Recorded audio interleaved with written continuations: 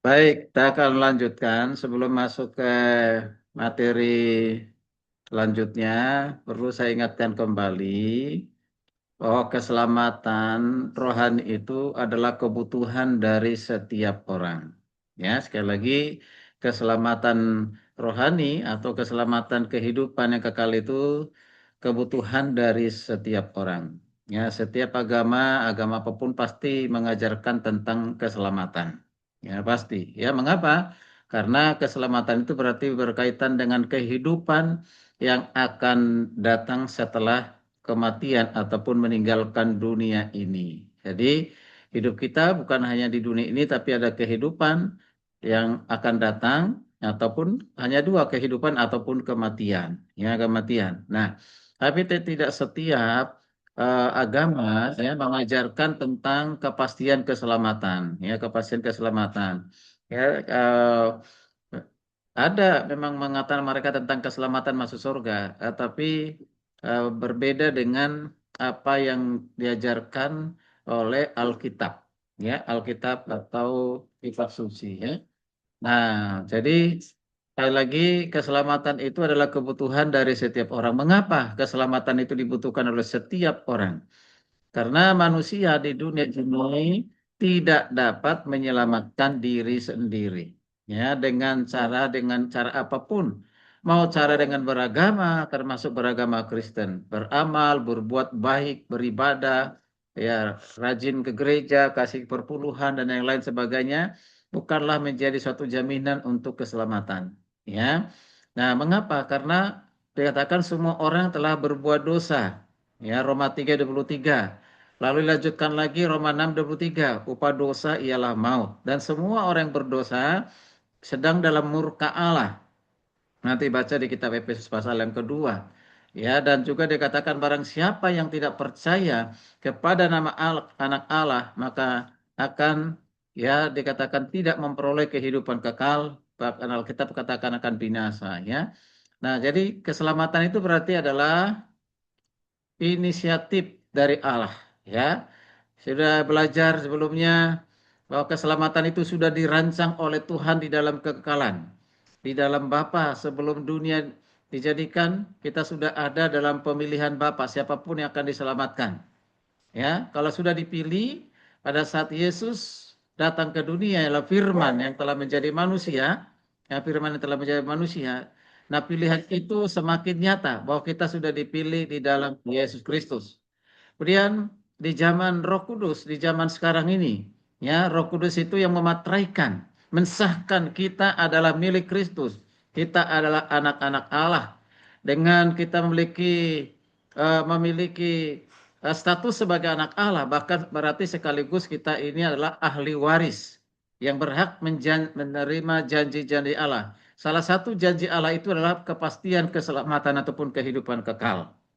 Ya, tadi sudah jelas di Efesus 2:8-9. Ya, kita sudah belajar di seminggu yang lalu, beberapa hari yang lalu. Keselamatan itu karena kasih karunia, keselamatan itu karena iman, bukan hasil usaha, bukan hasil pekerjaan, tapi pemberian Allah. Jangan ada orang yang memegahkan diri.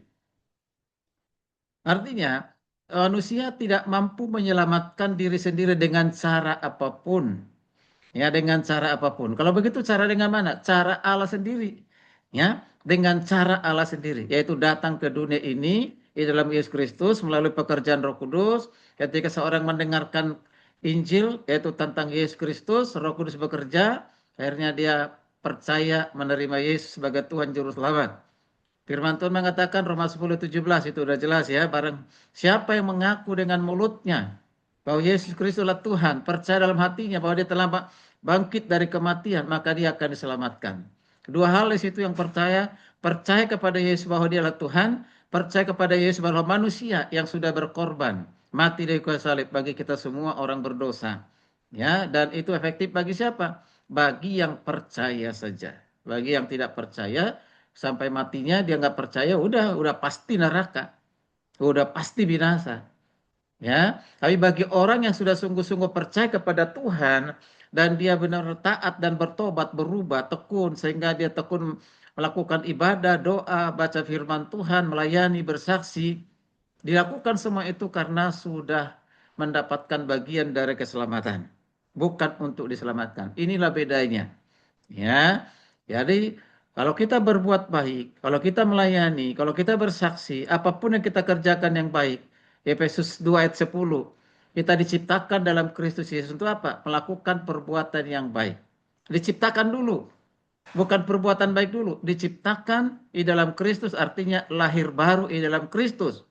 Maka kita harus melakukan pekerjaan yang baik. Bahkan sampai kapan? Sampai menjelang hari penghakiman. Kita harus hidup kudus dan tidak bercacat di hadapan Tuhan. Tujuan kita diselamatkan itu adalah supaya kita hidup tidak bercacat di hadapan Tuhan. Artinya harus hidup kudus. Jadi jangan bilang karena sudah percaya nggak usah hidup kudus. Berbuat dosa aja terus, toh juga selamat. Nah, ada konsep Alkitab seperti itu.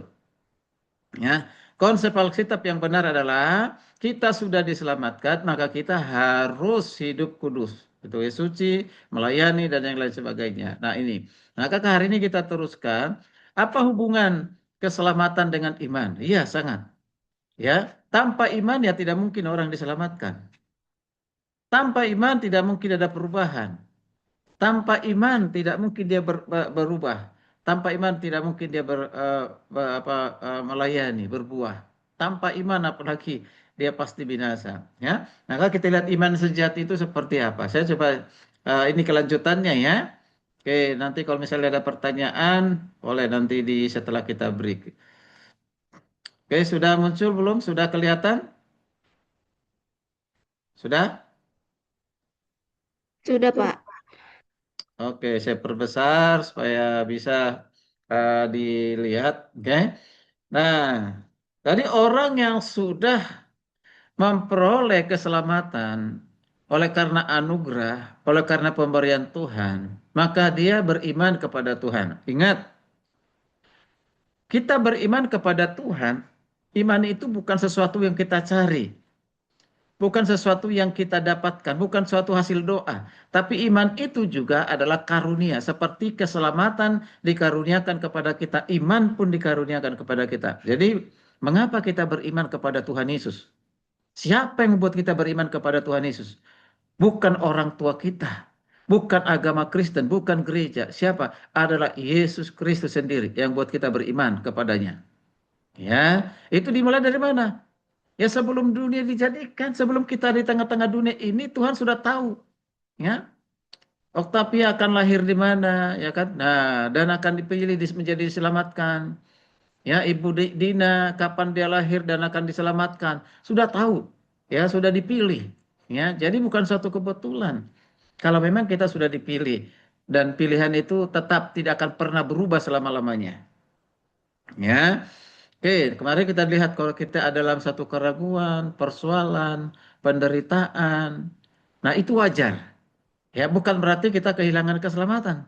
Kalau misalnya kita jatuh dalam dosa amarah, emosi, sesaat, tapi kita langsung sadar, bertobat, enggak kehilangan keselamatan. Ya. Mengapa?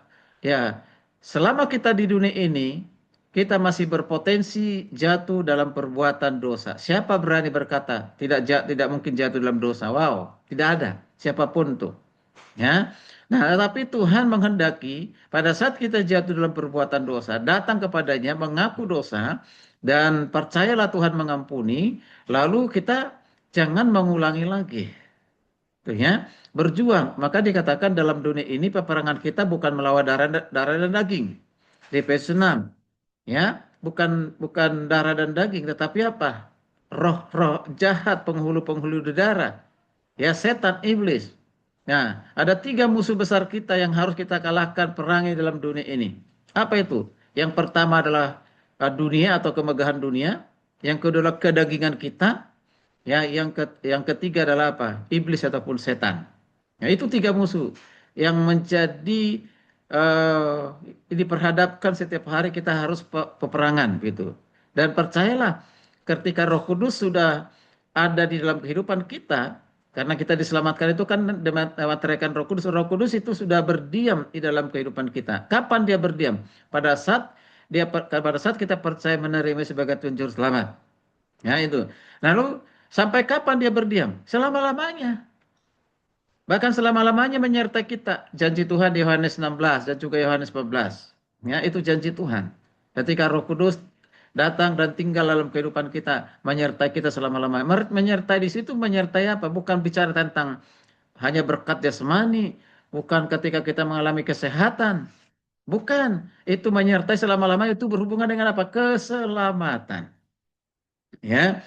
Oke. Nah, orang yang sudah memperoleh keselamatan, maka sesungguhnya iman dia harus memiliki iman yang sejati. Iman yang sejati, bukan iman yang palsu. Kepastian keselamatan harus dibedakan dengan rasa aman yang palsu. Artinya apa itu? Ya. Nah, jadi rasa aman yang palsu itu terlalu banyak di dunia ini. Ya, rasa-rasanya sih sudah selamat. Mengapa? Karena saya sudah banyak berbuat baik, sudah buat beramal. Jadi nanti di sorga akan ditimbang. Kalau perbuatan baik saya lebih banyak, pasti saya selamat. Nah, gitu. Berarti ada kemungkinan tidak selamat. Bahaya sekali kalau seperti itu. Itulah disebut dengan rasa aman yang palsu. Ya kan? Atau hari ini kita senang, bersuka cita, kita katakan Yesus baik, Yesus luar biasa, Yesus dahsyat. Ya kan? Tapi pada saat hari-hari berikutnya kita diizinkan penderitaan, ya, dan kekurangan, kesakitan dan lain sebagainya. Apakah masih mengatakan Yesus baik, ya kan? Atau justru justru kita tinggalkan? Dalam arti kita tinggalkan kalau kita mati dalam iman yang baru itu, sesungguhnya kita sebenarnya belum lahir baru, belum dipilih, gitu ya. Karena orang yang dipilih pasti tekun untuk selama-lamanya, gitu ya. Oke, jadi kita lihat di sini. Nah, jadi iman sejati itu menghasilkan pasti pertobatan. Pertobatan. Apa itu pertobatan? Dua pertobatan. Pertobatan yang pertama adalah pertobatan ya dari kehidupan tidak percaya menjadi percaya. Ya, dari yang percaya tidak percaya kepada Yesus Kristus. Jadi yang tadinya tidak percaya, ya sekarang dia percaya menerima baptisan selamat. Itu pertobatan yang pertama dasarnya. Nggak cukup sampai di situ, ya. Nggak cukup sampai di situ. Pertobatan yang kedua metanoia, yaitu pertobatan yang ditunjukkan secara terus-menerus. Mulai cara berpikirnya sudah diubahkan, emosinya sudah diubahkan, tindakan-tindakannya pun sudah diubahkan, semua dilakukan dengan takut akan Tuhan, menyenangkan hati Tuhan. Ya, dia berubah. Kalau dia dulu seorang suka pendusta, pembohong, sekarang sering lebih banyak mengatakan kebenaran. Kalau dulu dia seorang suka pencuri, sekarang dia bekerja keras sendiri dengan tangan sendiri untuk bisa menghidupinya dan memberikan kepada orang lain. Ya kan? Kalau dulu dia sering korupsi, sekarang dia tinggalkan korupsi. Kalau dulu dia senang naik nikah, nikah cerai, sekarang dia berhenti. Ya kan? Nah, semua perubahan-perubahan radikal. Kalau dulu dia dipenjara karena kejahatan yang dilakukan, entah itu mungkin copet, mencuri, membunuh dan yang lain. Ketika ketemu dengan Yesus, semua itu ditinggalkan, dia berubah. Ketika dia dulu pernah berzina, nah ketika sudah ketemu dengan Yesus, ditinggalkan perzinahan itu. Dulu mungkin dia secara bercerai hidup dengan suami atau istrinya. Ketika tahu firman Tuhan, perceraian itu tidak diizinkan oleh Tuhan, tidak dikehendaki oleh Tuhan. Maka dengan segala cara diupayakan kembali ke suaminya ataupun kepada istrinya. Kalau tidak, dia tidak menikah seumur hidup. Nah, itu perubahan-perubahan seperti itu. Perubahan yang sangat radikal. Itu ya. Itu namanya pertobatan metanoia. Pertobatan yang terus terjadi terus-menerus sampai Yesus datang kedua kali.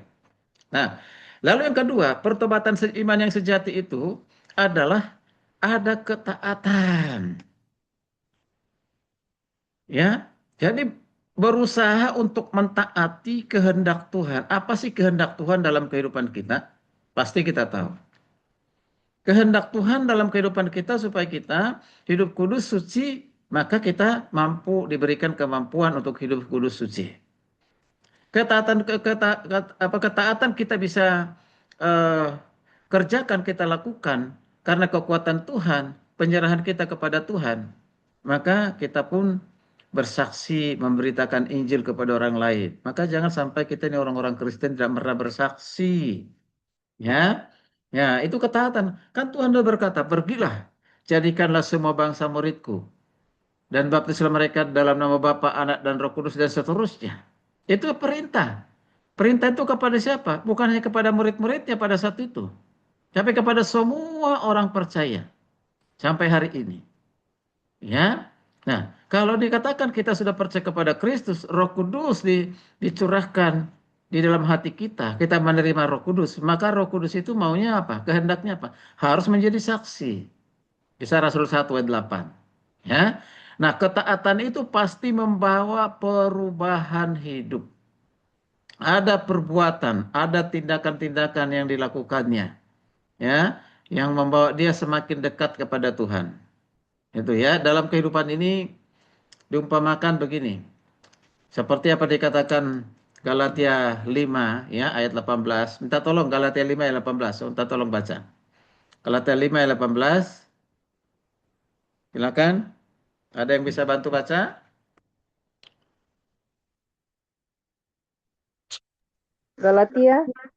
5 ayat 18. 5 ayat 18. Akan tetapi jikalau kamu memberi dirimu dipimpin oleh Roh, maka kamu tidak hidup di dalam hukum Taurat. Ya, terus Ayat 19.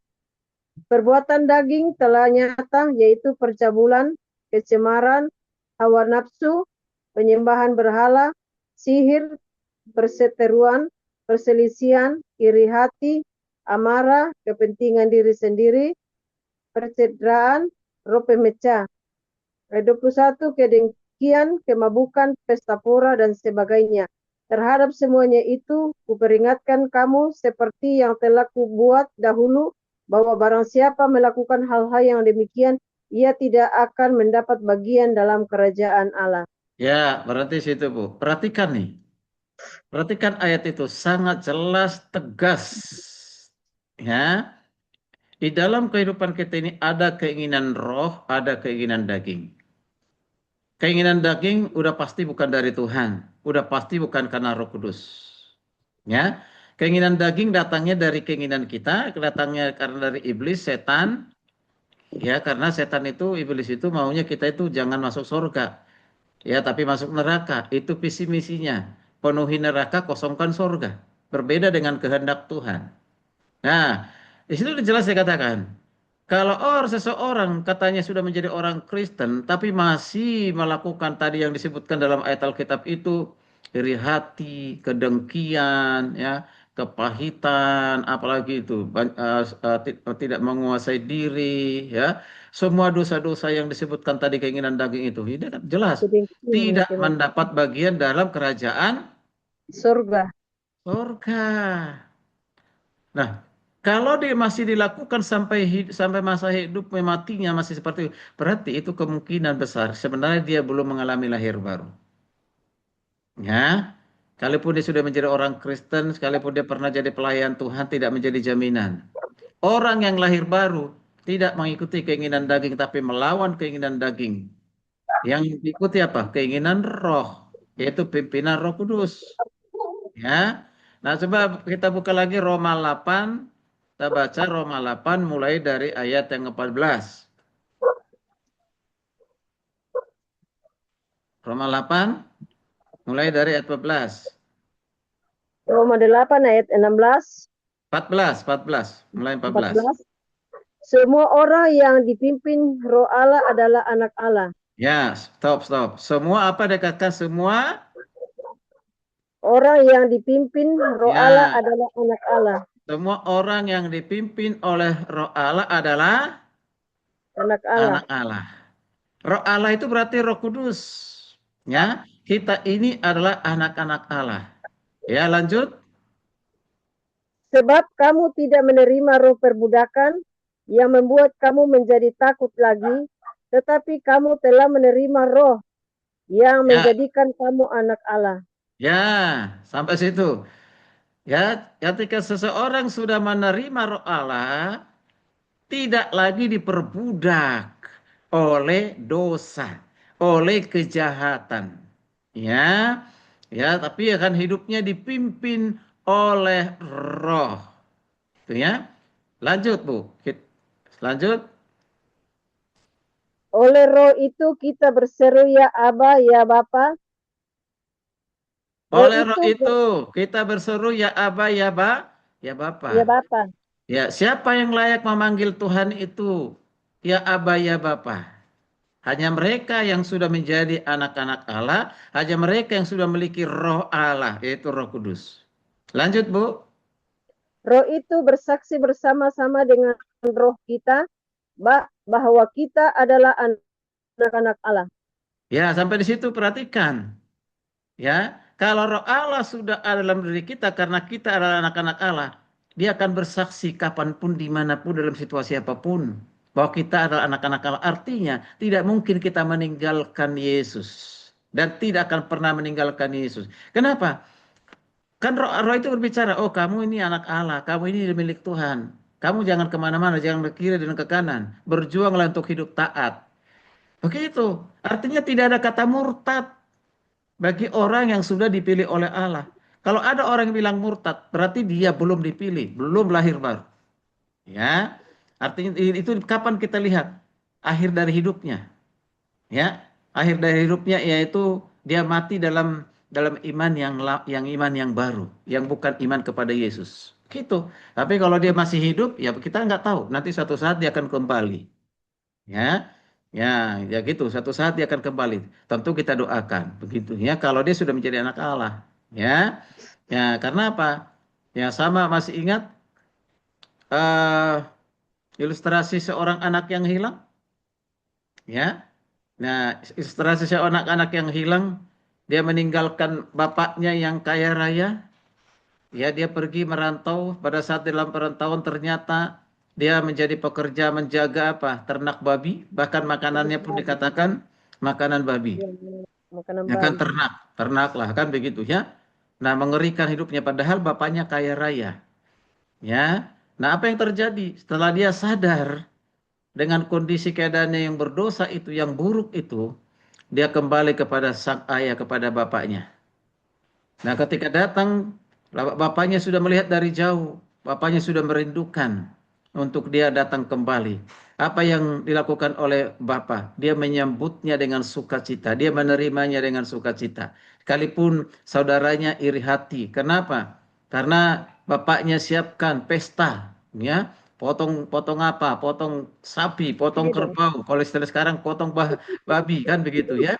Ya, nah itu disambut dengan sukacita, disambut dengan sukacita. Itu apa? Itu gambaran dari Tuhan kita. Seperti apapun masa lalu kita, dosa kita, pelanggaran kita, kejahatan kita, sebagai anak-anak Allah, sebagai anak Allah status itu tidak pernah hilang. Ya, sama seperti ya kita punya anak-anak, tidak mungkin status itu hilang ketika dia melakukan kejahatan, mungkin dia pernah di penjara, lalu ayahnya bilang, "Oh, dia bukan anak saya." Ya, yang mau berbohong pun ketika di tes DNA, oh itu anaknya, sekalipun disangkal, itu nggak bisa. Nah, seperti itulah kita dengan Tuhan. Ya, nah itu sangat jelas sekali. Ya, jangan sekali ya. Lanjut lagi baca Bu. Ayat 17. Dan jikalau kita adalah anak, maka kita juga adalah ahli waris.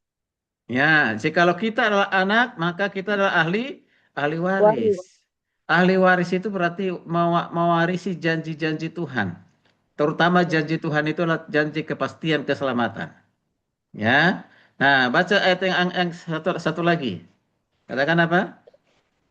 Maksudnya orang-orang yang berhak menerima janji-janji Allah yang akan Terus? menerimanya bersama-sama dengan Kristus.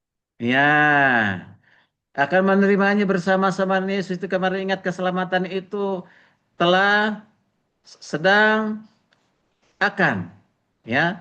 Jadi sekarang dan akan. Itu kata bersama-sama Yesus berarti nanti kita ketemu dengan Tuhan Yesus. Nah ya. Nah, begitu. Ya oke. Jadi kita bisa perhatikan. Jadi keselamatan yang kita terima itu adalah menuntun kita menjadi orang yang bertobat sungguh-sungguh, taat kepada Tuhan, mengalami perubahan hidup. Kalau dikatakan dia bertobat tapi tidak ada tindakan perbuatan. Nah, coba kita baca. Yakobus 2 ayat 17. Yakobus 2 ayat 17. Silakan, silakan baca. Yakobus 2 ayat 17. Silakan baca. Yakobus 2 ayat 17. Silakan baca. Yakobus 2 ayat 17. Silakan baca. Yakobus 2 ayat 17. Silakan baca. Yakobus 2 ayat 17. Silakan baca. Yakobus 2 ayat 17. Silakan baca. Yakobus 2 ayat 17. ayat 17. Demikian juga halnya dengan iman. Jika iman itu tidak disertai perbuatan, maka iman itu pada hakikatnya adalah mati. Ya, jadi sangat jelas di situ ya. Dikatakan apa? Ya, iman tanpa perbuatan, Perbuatan, maka iman perbuatan itu adalah mati. mati. Ya, artinya apa? Yang kita mulai di situ bahwa orang yang beriman pasti berbuat, ya berbuat apa yang mau dikerjakan dilakukan, ya sesuai dengan kehendak Tuhan, dia akan lakukan, ya. Oke, nah itu tadi iman yang sejati, ya iman sejati. Jadi saya tekankan sekali lagi. Orang yang sudah sungguh-sungguh menerima sebagai Tuhan Juru Selamat, dia beriman kepada Tuhan Yesus, maka dia akan dituntun memiliki iman yang sejati. Dilihat di mana? Apa buktinya iman sejati? Itu tadi, ya pertobatan, ketaatan, dan perubahan. Ya, oke. Sekarang kita lihat iman itu berarti Iman. juga iman berarti taat. Artinya iman yang taat. Nah, iman yang taat atau iman yang taat itu yaitu berarti menghasilkan. Jadi sekali lagi iman yang sejati itu menghasilkan ketaatan kepada Allah dalam segala hal. Ya, iman sejati itu menghasilkan ketaatan kepada Allah dalam segala hal. Susah nggak? Sulit nggak? Bisa nggak? Mampu nggak?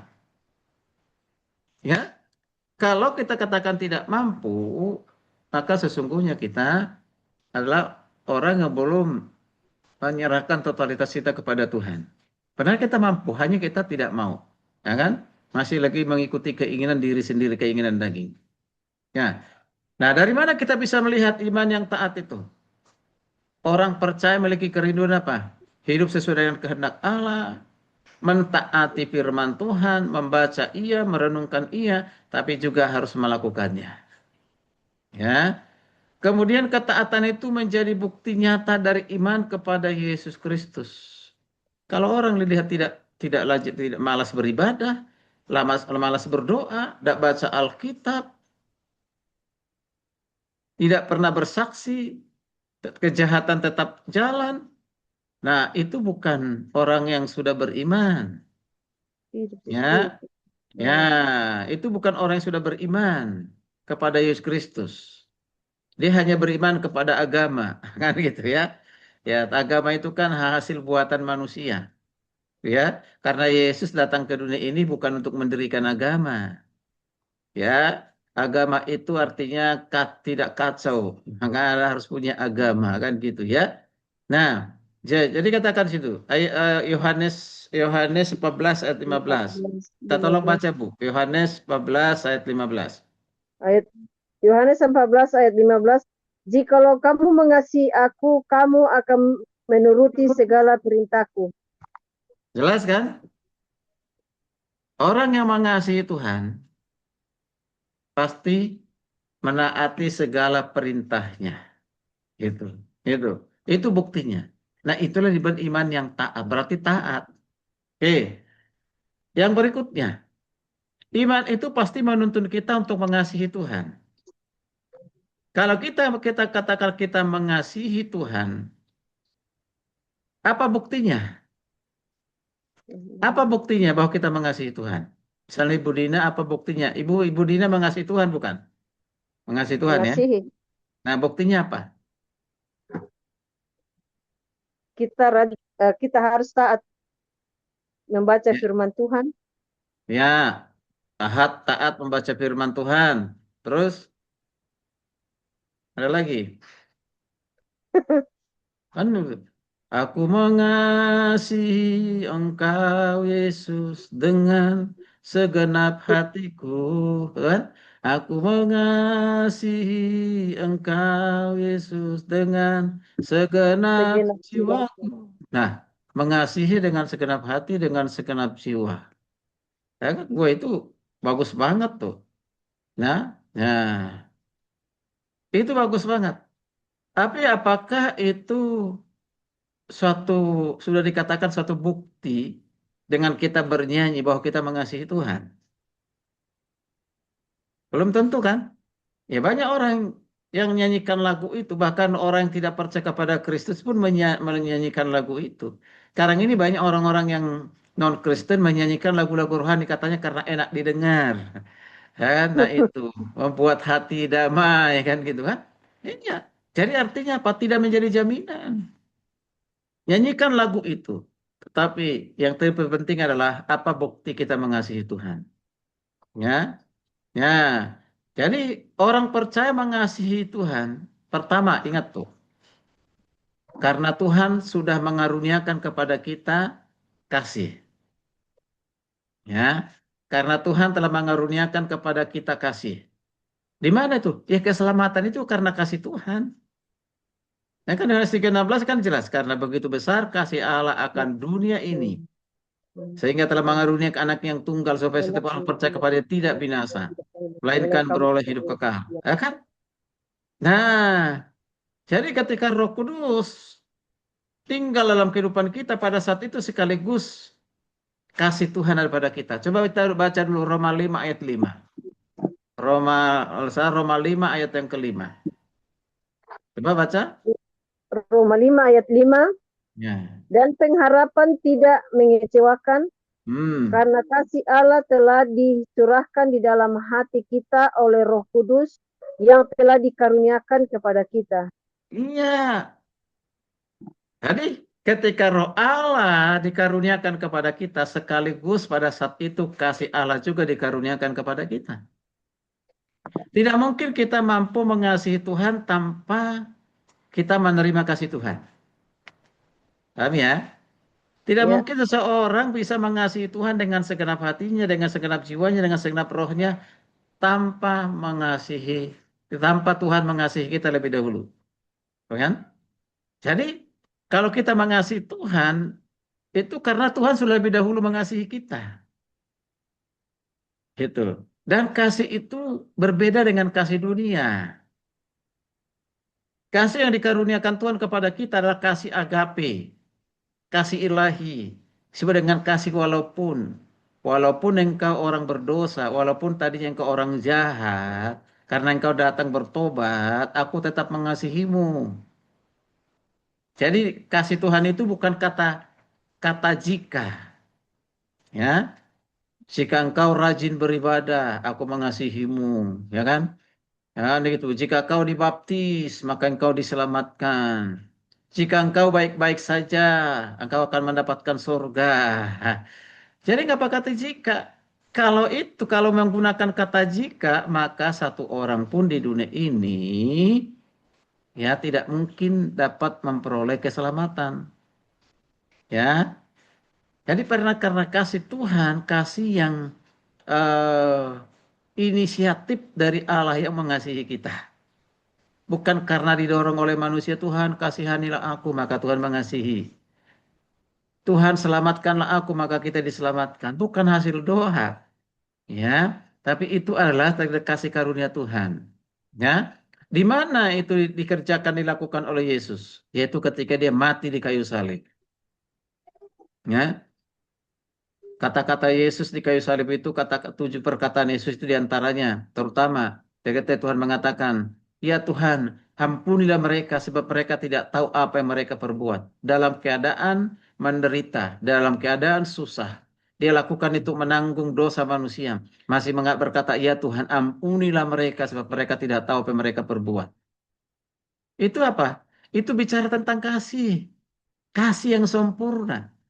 Kasih yang sempurna itu tidak akan pernah kita terima, tidak akan kita peroleh dari siapapun kecuali dari Yesus Kristus. Ya, kasih manusia terbatas. Makanya saya katakan tadi, kasih manusia dengan kasih Yesus berbeda. Kalau kasih manusia, kasih jika. Jika engkau masih baik-baik, jika engkau yang menolong aku, maka aku pun menolongmu. Nah, kan begitu. Jika engkau berbuat jahat kepadaku, maka aku pun bisa melakukan lebih jahat. Nah, kan gitu. Jika kau masih menguntungkan bagiku, maka engkau akan menjadi sahabat temanku. Ada kata jika, ada syaratnya. Tapi kasih dari Tuhan tanpa syarat. Kalau bersyarat, nah kalau bersyarat satu orang pun tidak akan memperoleh keselamatan. Ya, oke. Jadi kasih kepada Allah itu menjadi motivasi kehidupan kita setiap hari. Apapun yang kita lakukan, melayani bukan untuk mencari pengakuan atau kehormatan atau pujian manusia. Rajin ke gereja supaya jangan karena supaya dilihat orang lain oh kita beragama kan gitu ya. Nah, yang itu ya. Rajin memberikan persembahan oh supaya orang tahu saya ini orang kudus kan gitu. Orang yang berbuat Tuhan tidak seperti itu. Sekalipun kita lakukan itu ya, bukan karena apa? Teringin mendapatkan pujian dari manusia. Sekarang ini kan banyak orang mundur dari pelayanan ketika dikecewakan oleh manusia. Siapa yang mengecewakan? Mungkin itu gembala sidang. Siapa yang menggembalakan itu mungkin rekan sekerja. Korbankan pelayanan. Ini orang-orang yang tidak memahami pengertian pelayanan tuh. Ya, di mana sih tidak ada konflik dalam pelayanan? Kita ini masih bertemu dengan orang-orang yang berbeda karakter, ya kan gitu. Tapi bagaimana dalam perbedaan itu kita bisa menerima satu sama lain, ya, menerima kekurangannya, kelebihannya. Jadi jangan korbankan pelayanan, lalu tinggalkan pelayanan karena engkau kecewa kepada manusia. Gitu. Seringkali begitu. Emang hanya di sini pelayanan, di sana juga banyak pelayanan, ya kan? Di sana banyak gereja, akan begitu ya. Nah itu. Itu bukan orang dewasa. Kalau orang hari ini masih ada, udah sekolah teologi, udah lulus, masih pindah-pindah pelayanan. Dalam satu tahun pindah 12 kali, berarti setiap bulan. Nah, nah itu sudah nggak dewasa itu, sekalipun dia bergelar sarjana teologi. Ya, ini itu ya. Nah, ya, parah itu sudah begitu. Mau satu setahun sekalipun, setiap tahun pindah gereja. Nah, karena apa? Merasa disakiti, nggak dihargai, dihormati, kan gitu. Nah, bagaimana kita mengatakan kita mengasihi Tuhan? Jadi semua yang kita lakukan itu, pelayan yang kita lakukan itu, entah apapun itu jadi worship leader, singer, pemain musik, ya penerima tamu, kolektor dan yang lain sebagainya. Kita lakukan itu bukan untuk Pak Pendeta, bukan untuk gembala. Kita lakukan itu sebagai bukti motivasi kita mengasihi Tuhan. Gitu. Nah, ya. Nah, jadi itu penting sekali kita lakukan. Kita mengasihi dia karena ia lebih dahulu mengasihi kita. 1 Yohanes 4 ayat 19 itu. Ya. Coba baca Bu, 1 Yohanes 4 ayat 19. Silakan.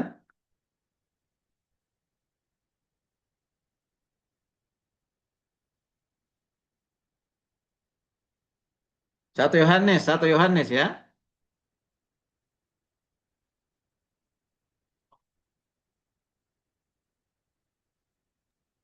Bisa belum dibuka itunya volumenya Bu, nggak kedengaran. Ya, Ibu kita semangat nih. 1 Yohanes 4 ayat 19. Nah, Kita mengasihi karena Allah lebih dahulu mengasihi kita.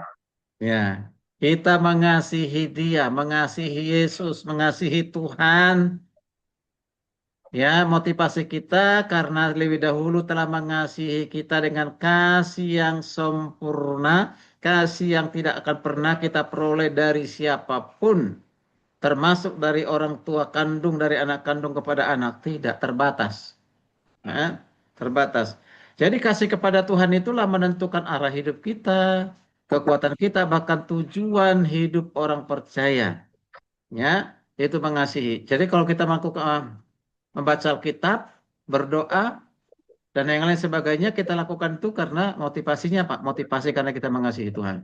Kita mengasihi persembahan untuk apa? Karena kita mengasihi Tuhan. Kita beribadah karena kita mengasihi Tuhan. Kita melayani karena kita mengasihi Tuhan. Tindakan-tindakan seperti itu. Baik, itu ya. Nah, selanjutnya kita lihat.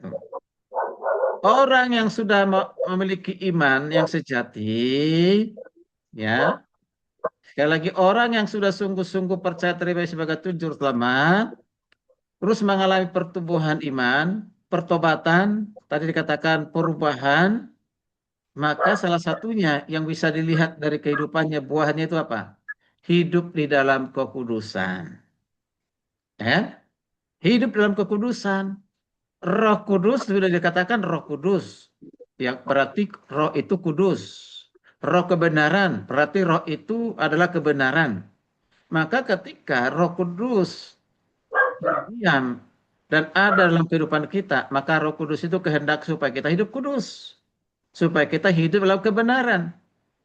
Jadi Roh Kudus bekerja dalam hati orang percaya. Itu ya, orang percaya. Orang percaya yang sudah dipimpin oleh Roh Kudus, ya, maka hidup kudus. Seperti apa itu? Hidup kudus. Berarti dia membenci dosa, ya. Membenci dosa, menjauhi dosa, meninggalkan dosa, mengejar kebenaran atau hidup dalam kebenaran. Ya. Orang yang hidup kudus berarti rindu menyenangkan hati Tuhan. Bertumbuh menuju kekudusan sekalipun mungkin itu sulit, tetapi karena Tuhan berikan kekuatan kemampuan, maka dia bisa hidup kudus. Walaupun masih banyak pergumulan, ya, pergumulan apapun itu, arah hidupnya adalah arah hidup yang mengabawa perubahan kepada Allah. Ya, coba kita lihat Efesus 5 ayat 8 sampai 9. Efesus 5 ayat 8 sampai 9. Silakan baca dulu, minta Efes- tolong.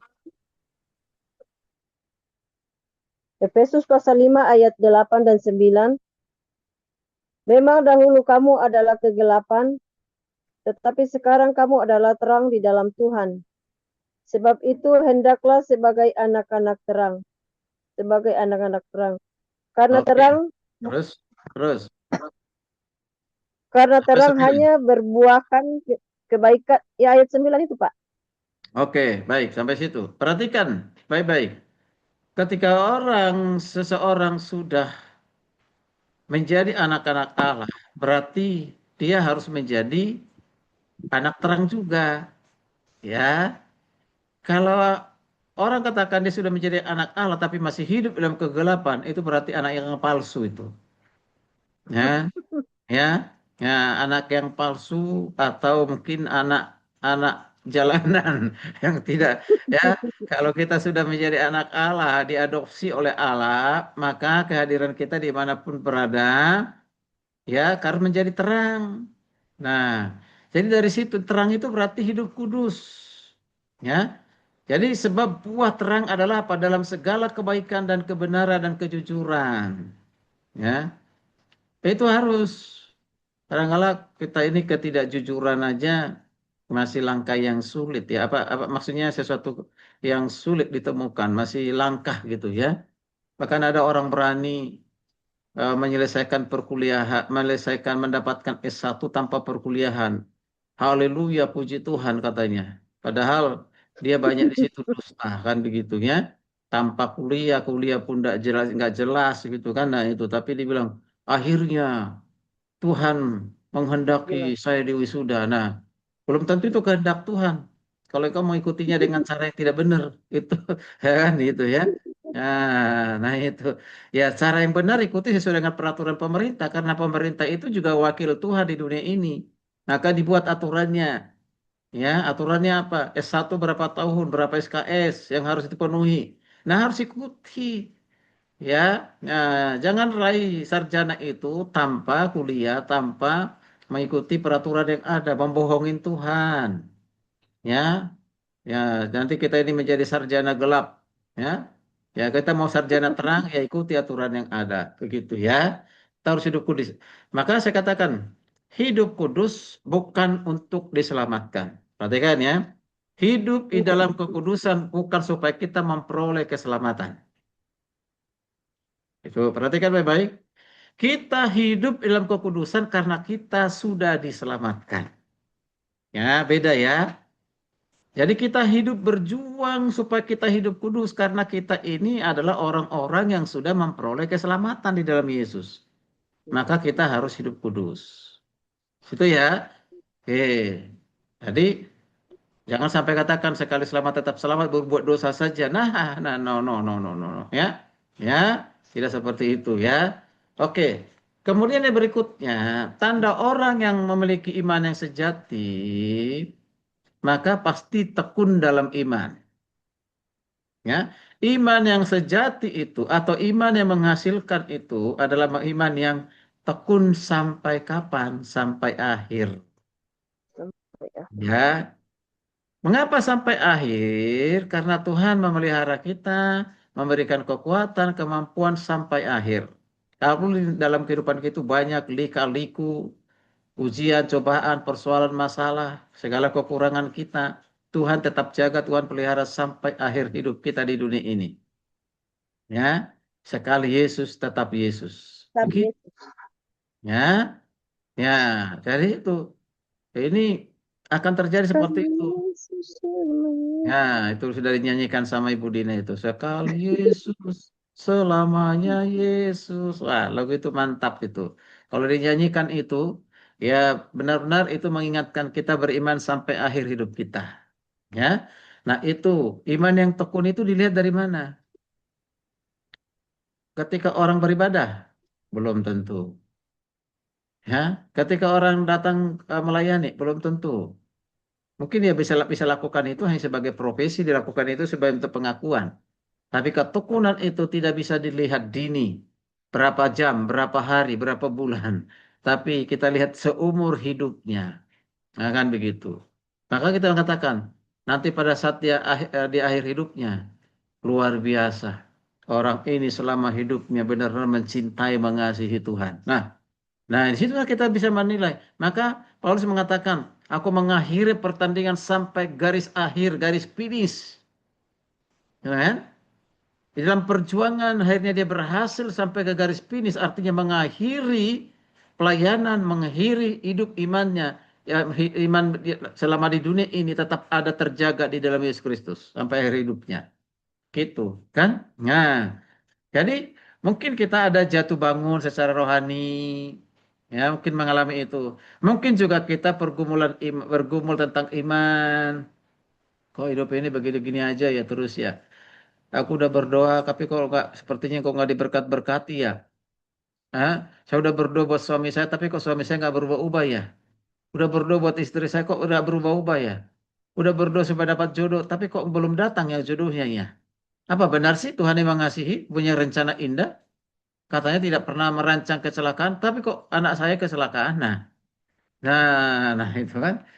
Nah, jangan itu buat menjadi standar bahwa Tuhan itu ya menurut otak kita, menurut maunya kita tidak.